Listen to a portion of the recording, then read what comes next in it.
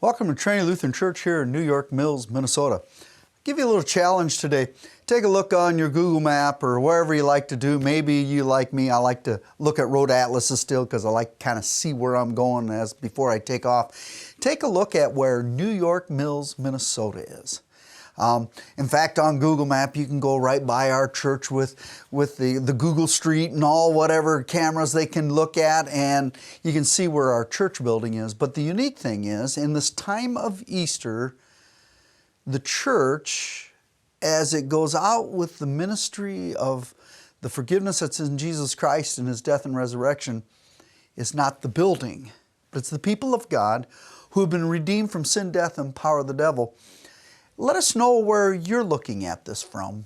And maybe, if you'd like, let us know where your church is, if you're part of one. If you don't have one and you happen to be in the New York Mills, Minnesota area, we welcome you to gather with fellow believers in Jesus Christ to be fed with God's mercy through the power of His Word.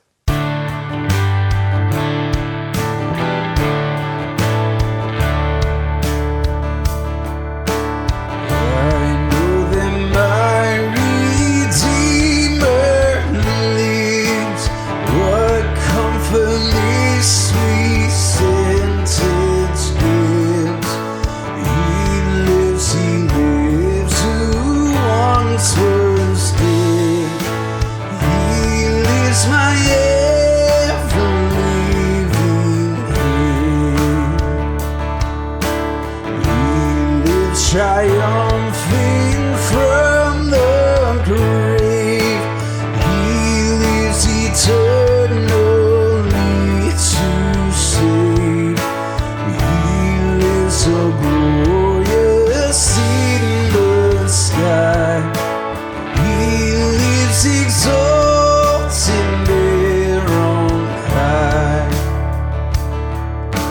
He lives to silence all my fears. He lives to wipe away my tears. He lives to calm my troubled heart. He lives a blessing to impart. He lives a glory to His name. He lives, my Jesus, still the same. Oh, the sweet joy this sentence gives. I know that my Redeemer lives.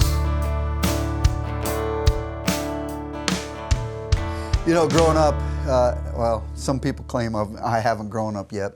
But growing up, there used to be a statement back in the late 60s and the early 70s was, "That's a fact, Jack." And a lot of times, whether it was in school or whatever, maybe in your work and stuff, and you've been debating something, and maybe you're trying to prove something, and at the end of it, when you finally got all your proof, you'd go, "That's a fact, Jack." We happen to be in our library today here in New York Mills, Minnesota, and one of the things that's always fascinating with all the books, we have books for different things. Some for information, some for entertainment, and some, they become a thing of adornment or something you would decorate with. I come from an era where we used Britannica Encyclopedia. It was a great wealth of information. You could slide the books in and out. And nowadays, even in our library here in New York Mills, we don't even own them anymore because everything's on our phones or computers. It's easily accessible. We want the facts. We want the figures. We want everything to know black and white. Today, our world sometimes distorts the facts. Sometimes the world goes about in the perspectives of, did Christ really rise from the dead?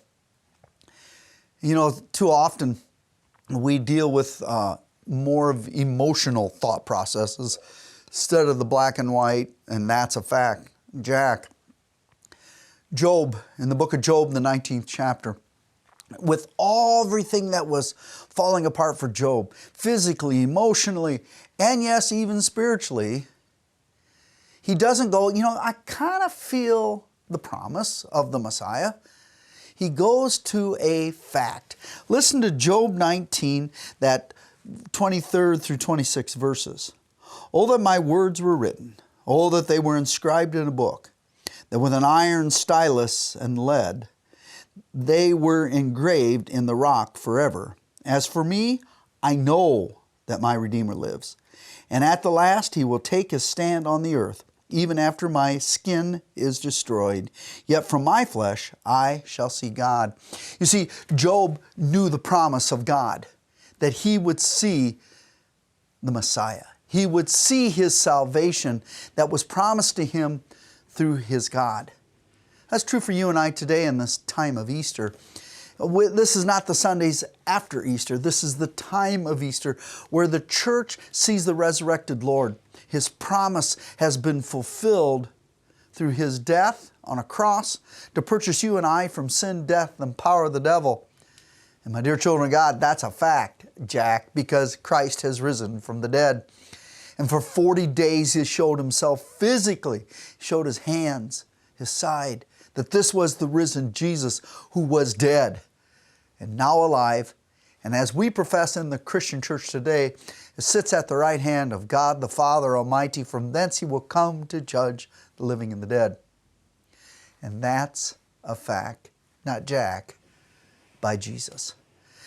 My dear children of God, I pray God preserves you in this time, wherever you're going, whatever you're doing, wherever you're listening from. We pray God, by His power of His Word that makes you wise unto salvation, He fills you with that mercy, of that assurance that you have been purchased by faith through the death and resurrection in Jesus Christ.